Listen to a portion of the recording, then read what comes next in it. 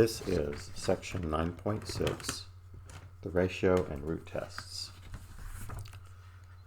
All right, so we have two more tests in this section to learn for testing the convergence of a series.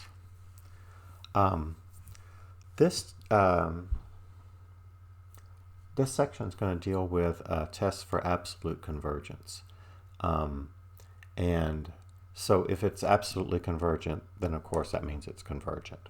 And as we learned last time, if it's convergent, sometimes we'll want to find out, well, is it conditional convergence or absolute convergence? And this test will actually take you straight to absolute convergence. So that makes it a little bit easier because you know you're getting two for the price of one. All right, so this is called the ratio test, the first one. Please pay attention that with all of these different tests for convergence that we're encountering, and this one also tests for divergence, by the way, with so many things from which to choose, you kind of need to know, well, when is this the appropriate one, and when is that one the appropriate one? The sentence right above theorem 9.17 is pretty important. When the series is defined in terms of factorials and or exponentials, the ratio test is particularly useful. So you might want to keep that in mind as we are learning about these tests of convergence. Okay, so anyway, we're going to have a series, A sub m. It does say it's a series with non-zero terms. And of course, what that implies is that the terms can be positive, they can be negative, they can be sum of each. So they just can't be zero. All right. In this test, the starting point is you're going to take the limit as n approaches infinity of the absolute value of, and this is a pretty key thing when your formula has an absolute value in it, it turns out that it's going to give you absolute convergence. So that's kind of nice to know up front here. Okay, so you're going to find this. And depending on what the answer is to this, I'm going to write this as a generic L. When you find this limit, of course the absolute value is going to make everything that was negative positive, so you're only going to get positive answer. And there are, according to trichotomy, several possibilities. If that limit is less than 1, if that limit is greater than 1, or that limit is equal to 0. And then there's one other possibility, that if the limit is infinity, of course that means the limit doesn't exist. So what's going to happen in this first case is if the limit that you find there is less than 1, then the series converges absolutely.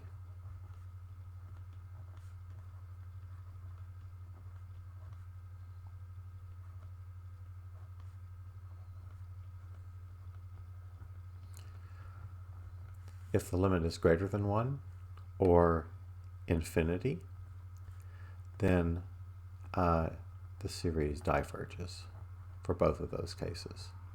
Greater than 1 or unbounded infinite limit, then the series diverges.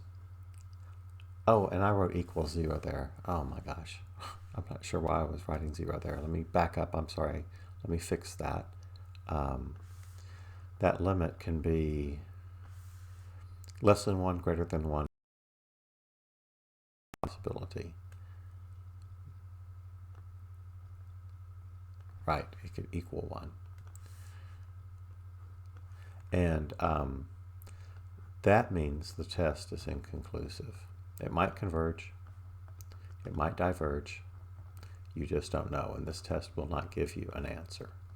And so any time you spent on this test is going to feel like wasted time. because if you get the limit equals 1, you're out of luck. Start over, try a different test. Doesn't feel very good when you do that, so you kind of hope that the answer is one of convergence or divergence without any kind of ambiguity. All right, so let's look at this series. Sigma n equals 0 to infinity of 2 to the nth, there's an exponential, over n factorial, there's a factorial. So as I said earlier, this is going to be an excellent candidate for the ratio test because it contains at least one of those two things. And this one actually contains both. So we're going to start by taking the limit as n approaches infinity of the absolute value of a sub n plus 1 over a sub n. Okay, so by substitution, that'll be 2 to the n plus 1 over n plus 1 factorial. That's just the substitution of n plus 1 into that formula for each n, divided by a sub n, which is just that formula. You're going to see a lot of ratios, and when you form a quotient of two ratios, you'll have fraction divided by fraction.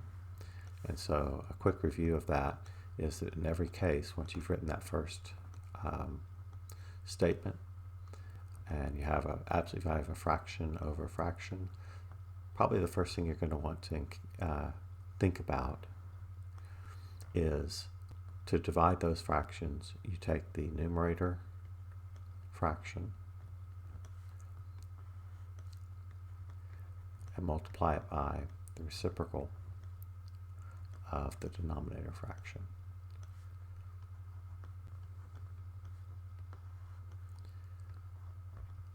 Like that. Now, a lot of times in the first step, I slowed this one down a bit on purpose to make sure I wasn't doing more than one thing at a time. I didn't want anybody to get lost. But usually in that step, I'm going to think about the absolute value and deal with that pretty quickly as well. So I'm going to change that to the ratio of two fractions into the numerator times the reciprocal of the denominator. I'm also going to think about the absolute value at the same time. So I'm not wasting a line of effort. Now 2 to any power is positive, and n factorial is always positive. So I'm going to go back and I'm going to take off those absolute values. And ordinarily I think about that as I'm doing the multiplication by the reciprocal. So let me just do that this time. First time I wrote the absolute value, but in reality I would think about it before I wrote anything down.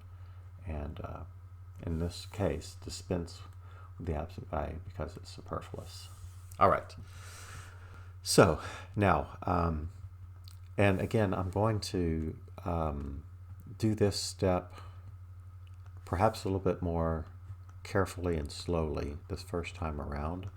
And once you get the hang of this, this will go a little bit faster. So in the next example, I'll be a little bit more efficient and do this a little bit faster. Now, because we're multiplying fractions, the product of the numerators and the product of the denominators is how you multiply fractions.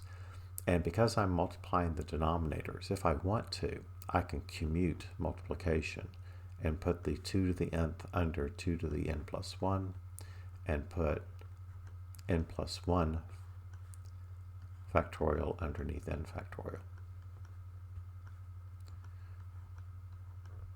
Okay. So when you divide powers with the same base, you keep the base, and subtract the exponents. N plus 1 minus n is 1, so that'll be 2 to the first, leaving 2. And that's in the numerator if we still have a fraction when we're done. Let me talk to you a little bit about the simplification with factorials. So I'm going to go off here to the side and kind of do a quick factorial lesson. It's not this problem, of course. This is an aside to help you understand how this works. Now, of course, 10 factorial means 10 times 9 times 8 times 7 times 6, etc., all the way down to 1. And 8 factorial is defined in a similar way, 8 times 7 times 6, etc. So when you have a division of 2 factorials, wherever the larger one is, start expanding. That's 10 times 9 times 8. And I'm going to stop there on purpose and write 8 factorial, meaning times 10 times 9 times 8 factorial means 10 times 9 times 8 times 7 times 6. So I'm stopping there on purpose when that number matches the other factorial in the problem, and then those cancel, leaving 10 times 9, which of course is 90. So let's deal with this particular problem as an aside for just a second. N factorial over n plus 1 factorial. What's larger, n or n plus 1? Yep, n plus 1 is bigger, so I'm just going to write the n factorial. And n plus 1 factorial is n plus 1 times the next number down. To get to the next number down, you're going to subtract 1. Like to go from 10 to 9, I subtracted 1 from 10 to get 9. So if I subtract 1 from n plus 1, I'm left with n, and I'm going to stop there because that matches the numerator. And then canceling those n factorials, I'm left with 1 over n plus 1. Or in other words, I have an n plus 1 left in the denominator. So back over to our problem, 2 is in the numerator, and n plus 1 is in the denominator. I did say positive answer, and that's actually not correct because the absolute value of something is either positive or equal to 0. The absolute value of 0 is 0. So I forgot to say that. 0 is a possibility. Because if you look at this limit problem we have, a constant divided by a power of n will go to 0. Now, to tell me that you have thought through the ramifications of that answer, you need to tell me right now, is that less than 1, greater than 1, or equal to 1? And so the way you're going to say that is make a true statement. Of course, 0 is less than 1. And that means you've applied the test and you're ready to draw a conclusion. So, therefore, the series n equals 0 to infinity, 2 to the nth over n factorial converges because we got less than 1. That tells us it was convergent. Absolutely.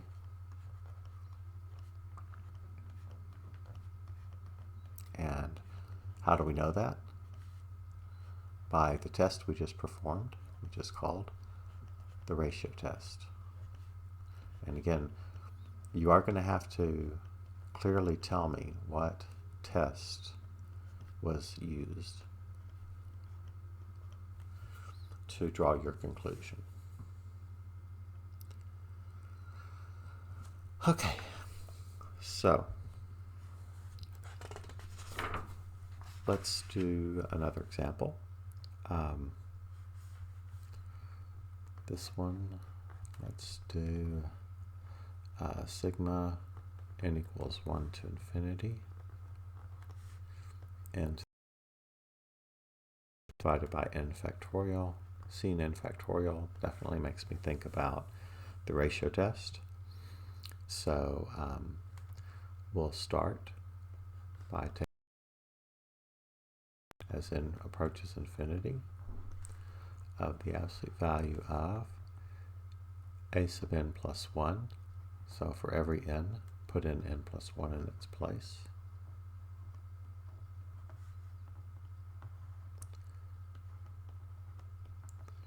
And I do want to see this fraction divided by fraction, because that's the form of the a sub n plus 1 over a sub n, and I really want to see this. And so in other words, don't go straight to the product of the numerator and the reciprocal of the denominator, please, because I want to see this step. It tells me that you started correctly. And if everything else gets messed up, at least I know that you started correctly and that's what you intended to do, even if you messed up something. Okay, so now I'm going to division of fractions. So that'll be n plus 1 to the n plus 1 over n plus 1 factorial. And by the way, I'm also thinking at the same time I did not write absolute value, because everything in there is going to be a non-negative answer anyway. So the absolute value in this case is superfluous. We'll see in a minute a case where that is not the case, and we'll have to do something. But in this, where everything's already going to be positive no matter what, we're in good shape. All right, so the absolute value can just be ignored. So for this one, let's look at the, first of all, I'm going to do one thing at a time because I don't want to confuse the issue any. I'm going to think about the factorial problem first. So the n plus 1 to the n plus 1 I'm leaving alone. And I'm also leaving alone the n to the nth. I'm not doing anything with that yet. Okay, so n factorial over n plus 1 factorial, as we saw in the last example, simplifies to be an n plus 1 in the denominator. Okay. Then we have the division of two powers with the same base. N plus 1 is the common base, and so we subtract the exponents. N plus 1 minus 1 is n. So that leaves n plus 1 to the nth in the numerator and n to the nth in the denominator. Okay, so in other words, we canceled one of the n plus 1s in the numerator with the one that was in the denominator. Okay, now these are two parts of a fraction that are raised to the same power, which means that we can rewrite that as the quotient of the bases raised to that power. Just as a little side note on the algebra that's behind that, is if you have a quotient raised to a power, you can distribute that exponent to both numerator and to the denominator, and we're just taking that backwards. Okay. Then we can rewrite that by splitting that fraction into parts. N over n will be 1 plus 1 over n to the nth. And if you recall, that's one of the definitions of E. You can look at an earlier recording to review how we got that. That's just E. Then, once we have an answer for our limit, we need to compare it to 1. E 2.718 is an approximate value of that is a number that's greater than 1. Therefore, our conclusion is that this series, n equals 1 to infinity of n to the nth over n factorial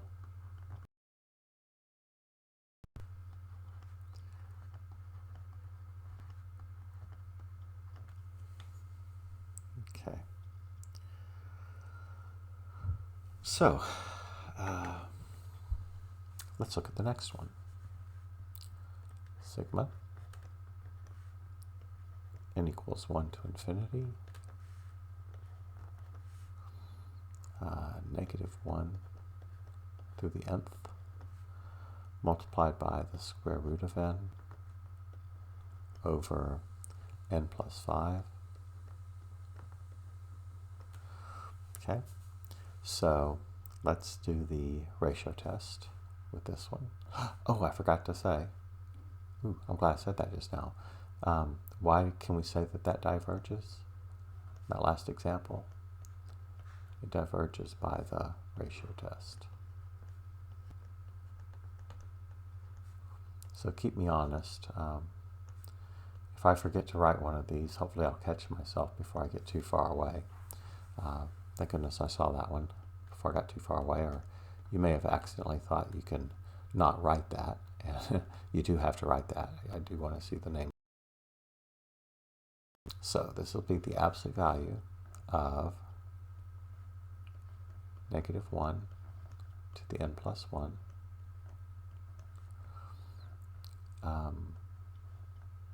times the square root of n plus 1 divided by n plus 1 plus 5, and I think you can do that in your head like I just did, and write n plus 6. I'm okay if you do that simple arithmetic, divided by negative 1 to the nth. The top, of course, was a sub n plus 1, and now we're dividing by a sub n.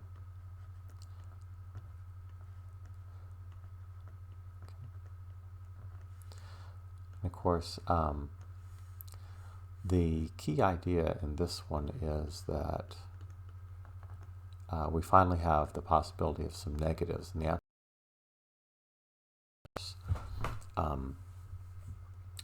The absolute value of negative 1 or positive 1, which is what negative 1 to the n plus 1 and negative 1 to the nth will become.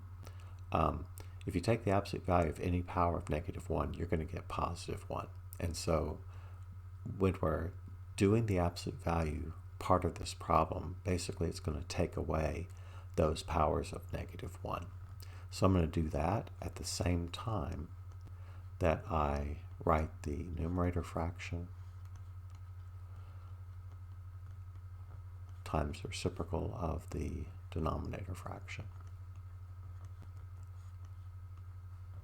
Okay. So just wanted to have you see that the absolute value of negative 1 to any power is going to be 1, and of course everything else in that problem was already positive, so the absolute value was superfluous for all of that. Okay. Now, if we rewrite this, this is square root of n plus 1 over, so I forgot to write that square root, sorry, over square root of n and n plus 5 over n plus 6.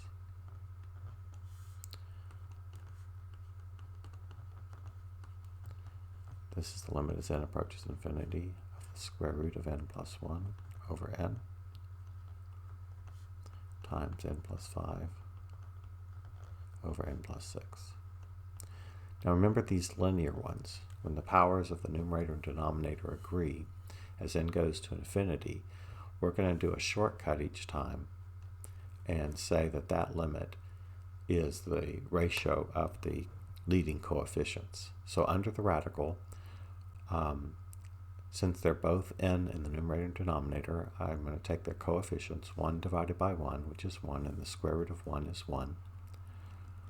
That's the first limit. And then, of course, n plus 5 over n plus 6, same power, so 1 divided by 1 is another 1, and this is equal to 1. Uh-oh. The ratio test is what? When you get 1.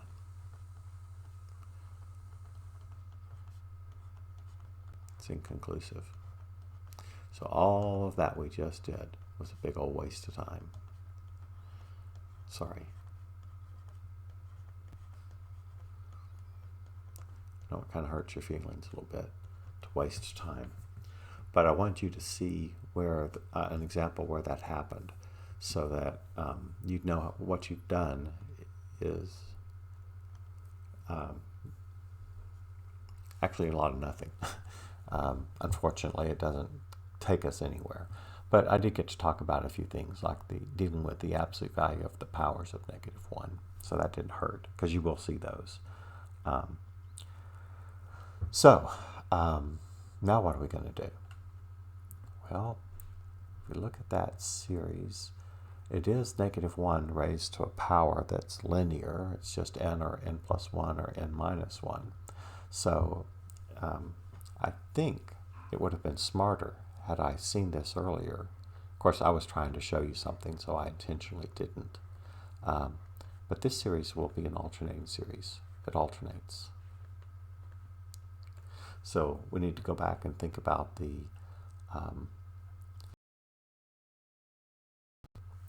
where you need to figure out what a sub n is going to be. And that's everything that's not including the power of -1. So square root of n over n plus 5. Also known as n to the 1/2 over n plus 5, if we need that form. Might not, we'll see. All right, so for the alternating series test, the first part of that test is, what is the limit as n approaches infinity of this thing? Since I have a power of n over a power of n, I'm going to use the trick of multiplying that fraction by the greatest power of n in the denominator's reciprocal. That didn't sound right. Anyway, take the reciprocal of the greatest power of n in the denominator, and that reciprocal, so 1 over n, over itself is the form of 1 that I want to use. And so, doing that multiplication in the denominator, that'll involve distribution. N to the 1/2 divided by n is n to the -1/2. You're subtracting exponents. And 1 over n times n is 1. 1 over n times 5 is 5 over n. And then doing a little bit of algebraic manipulation. That's the same thing as 1 over the square root of n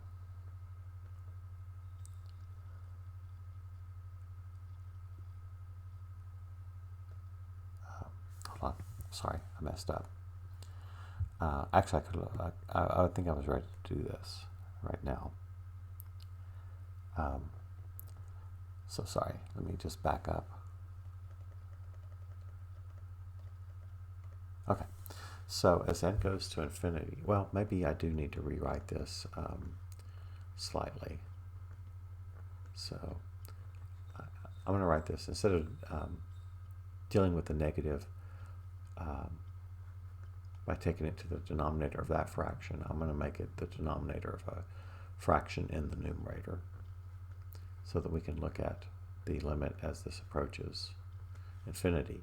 Well, any constant over any power of n, and the square root of n is n to the 1/2, is going to head towards 0.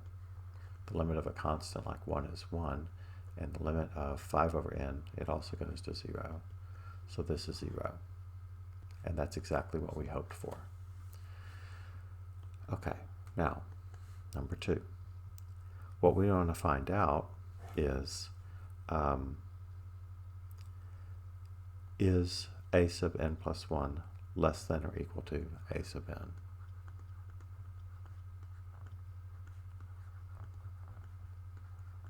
That's the question.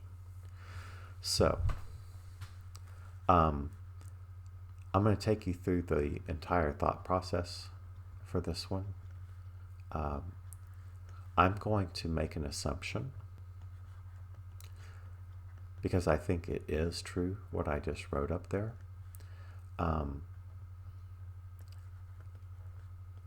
And I guess you'll see in a second why I said that. I'll give you my justification. Assume that that is true. And then substituting into our formula, a sub n plus 1, the left side will be the square root of n plus 1 divided by n plus 1 plus 5, which is n plus 6. And I'm assuming that that means that it's less than or equal to a sub n, which is the square root of n, over n plus 5. Okay. The reason I didn't do the straightforward argument like I may have done in the past is that if you look at the numerators of both fractions, the one on the left is bigger than the one on the right, which means that that fraction on the left is bigger than the fraction on the right. But that's not all that's going on.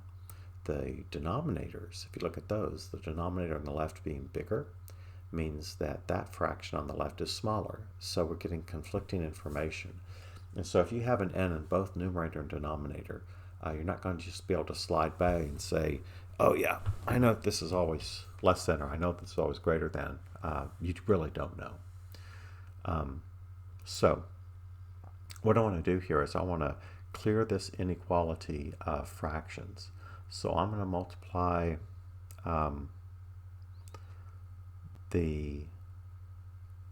multiply by n plus 5 and n plus 6 on both sides. So when I do that, when I multiply the left side by n plus 5, I'm introducing something new. When I multiply by n plus 6, it cancels the denominator n plus 6, leaving just the radical.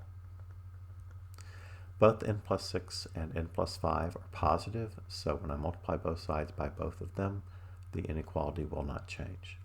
Okay, on the right side, if I multiply by n plus 5 and n plus 6, the n plus 5s will cancel.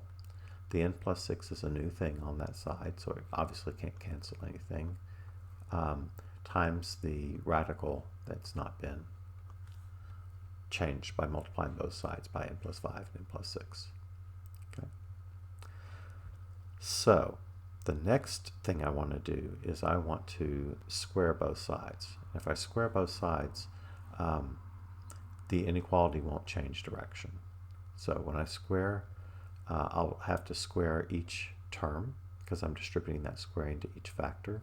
So n plus 5 quantity squared is n squared plus 10n plus 25.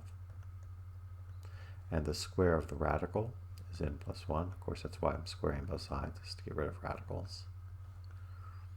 And that's still less than or equal to. And then squaring n plus 6 gives me n squared plus 12n plus 36. And the square of the square root of n is just n. So then I would multiply on the left, multiply those two. So that gives me n cubed plus 11n squared plus 35n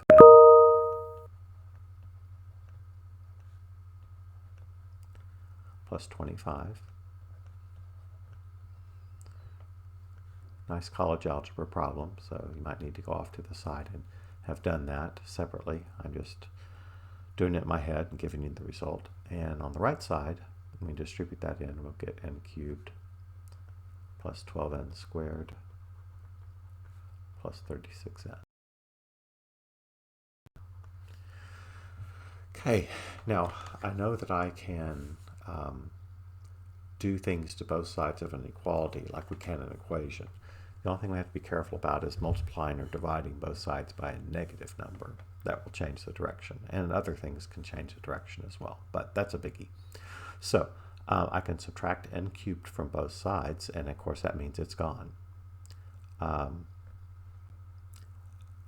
Let's see, we could subtract 11n squared from both sides, leaving 1n squared on the right side.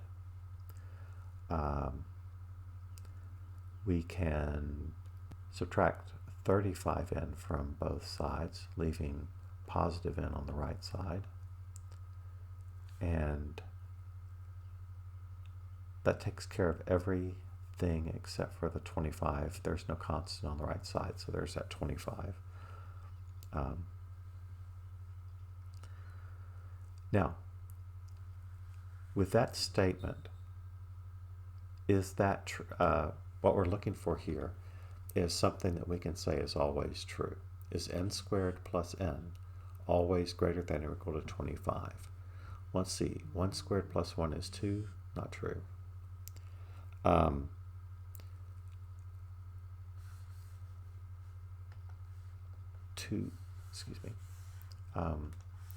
2 squared plus 2, no, that's 6. That's not bigger than 25. 3 squared plus 3, 9, no, it's 12. Not going to work. 4 squared plus 4, 4 squared plus 4 is 16 plus 4 is 20. Nope, that's not working. Dang. Let's try n equals 5. 5 squared plus 5 is 30. Hey, that is. And in fact, this is true. This is a true statement for all n greater than or equal to 5. And remember, the first few terms will not matter to us. If it doesn't work for 1, 2, 3, and 4, it's not going to be tragic. So, if we use this lemma and reverse it, so start at the bottom with something that we know is true. I'm not going to write this one out, but you would start with the bottom step, which we can claim is true, for n greater than or equal to 5. And then you can, now the next step would be go up 1 to go down in our statement over here. Yeah, no, I don't want to write that all out. No, I guess I better. Okay, so to question that, I want to start with, I know that 25 is less than or equal to n squared plus n for n greater than or equal to 5. So, because that's an inequality, I can add anything I want to both sides. So I'm going to add n cubed to both sides. I'm going to add 11n squared to both sides. I'm going to add 35n to both sides. And do the same thing on the other side. So I added n cubed to the right side. Add 11n squared to both sides, leaving 12n squared. Add 35n to both sides, leaving 36n on the right side. And add, no, that's it. That's all we added to both sides. You can see that this is the penultimate line in the lemma over there.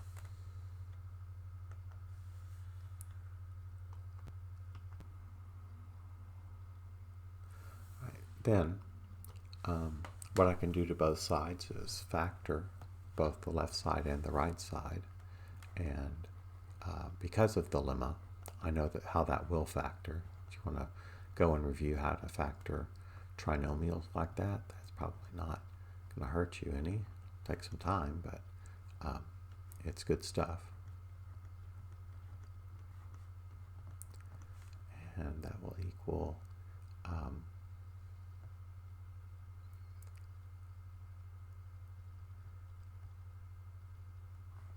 n squared plus 12n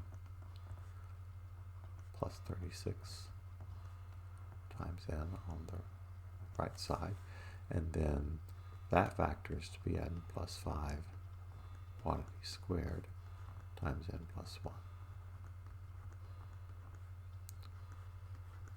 which is less than or equal to n plus 6 times n. Then we can take the square root of both sides,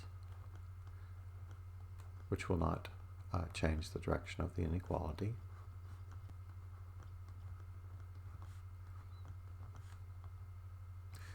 Forgot to write the square there. The square root of n plus 6 quantity squared is n plus 6 times the square root of n. And then we could divide both sides by both n plus 5 and n plus 6.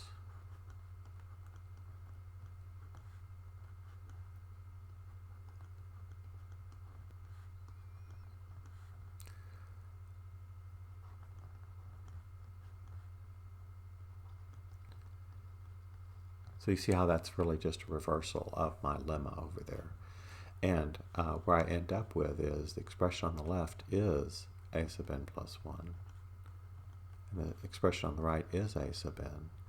And so therefore we've proven on the left side, not the lemma, which is our thought process and our work to get things going, this whole process on the left side proves that a sub n plus 1 is always less than or equal to a sub n. So we can check that off. And therefore, we can say that the series that we were tasked to determine whether it's convergent or divergent, it's passed both of these tests as part of the alternating series test. So this series does converge.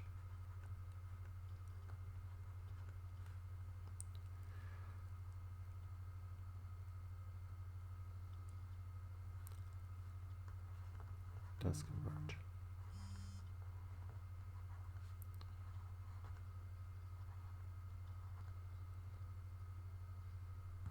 Okay. So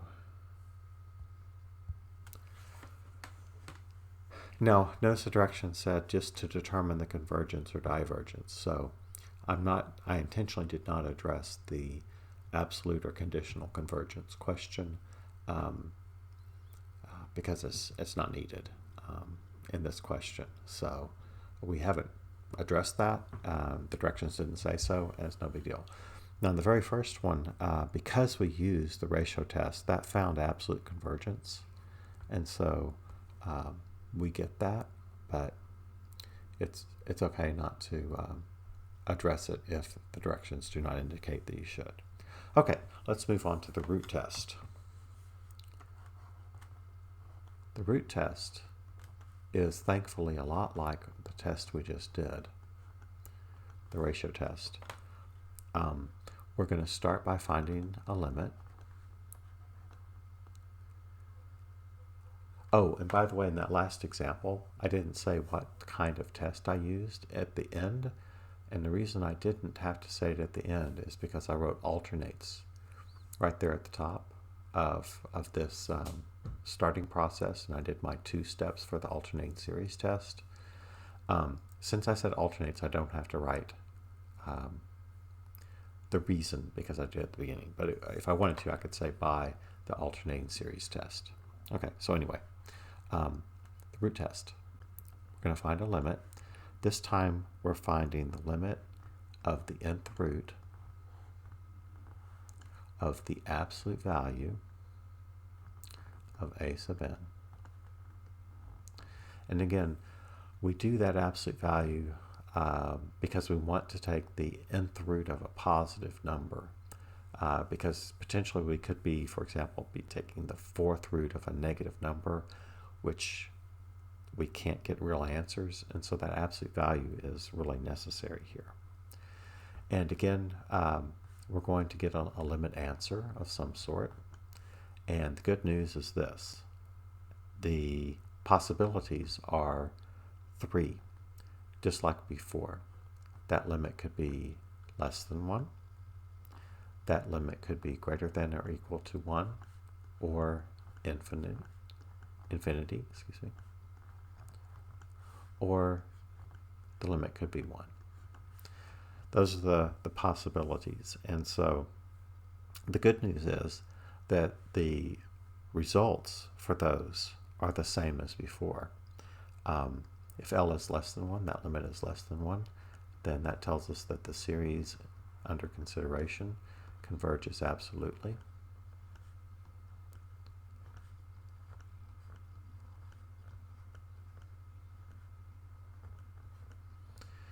If the limit is greater than 1 or infinite, the series diverges. And if L equals 1, the test is inconclusive.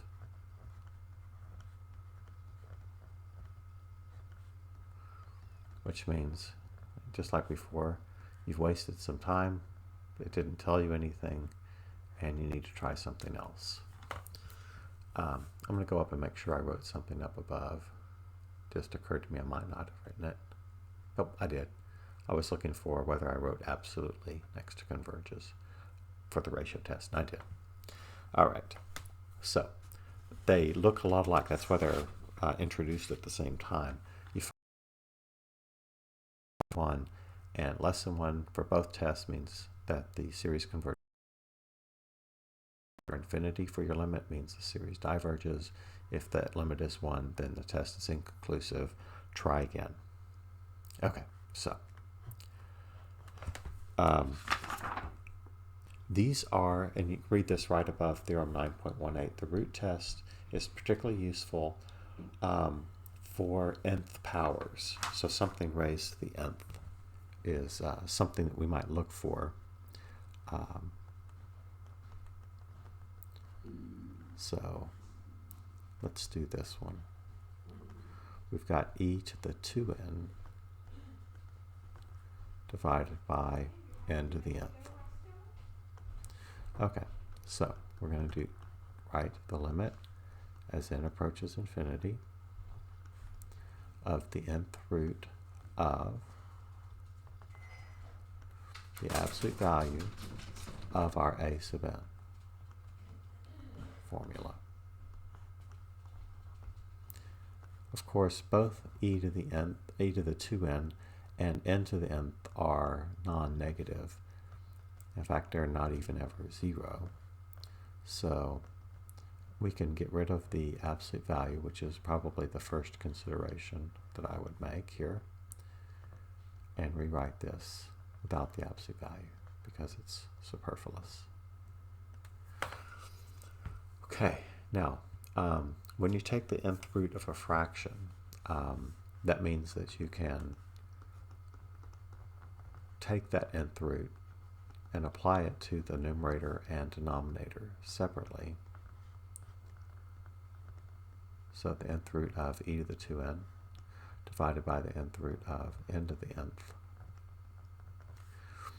And then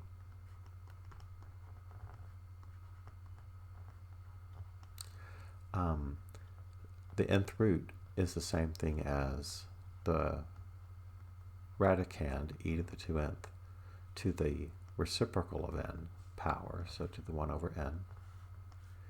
And same thing with the denominator.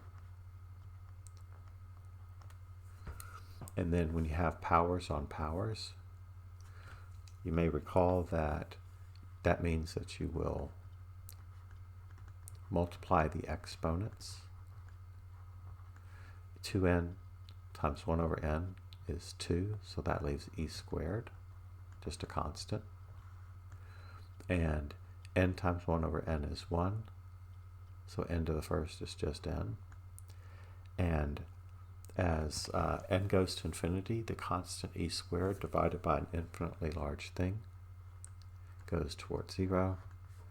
And then you have to say, how does that answer compare to 1? And of course, it's smaller than 1. And so our conclusion is, therefore, the series n equals 1 to infinity of e to the 2n over n to the nth, because it was less than 1, this series converges absolutely.